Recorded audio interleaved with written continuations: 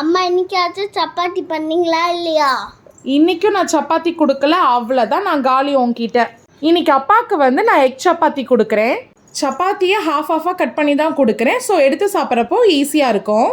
இன்னைக்கு சைட் டிஷ்க்கு வந்து meal maker keema. ஒரு சில பேர் லஞ்ச் பாக்ஸோட ரெசிபி கேட்குறீங்க.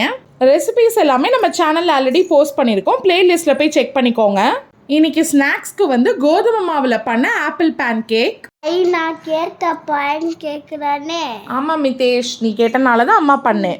இன்னும் எக்ஸ்ட்ரா டேஸ்ட்டுக்காக இது மேலே ஒரு ஸ்பூன் தேன் ஆட் பண்ணுறேன். இன்னைக்கு ரெஃப்ரெஷிங்க்கு வந்து அப்பாவுக்கு பீட்ரூட் ஜூஸ் கொடுக்குறேன். நீ கேட்ட மாதிரி ஸ்கூலுக்கு இன்னைக்கு பீட்ரூட் சப்பாத்தி.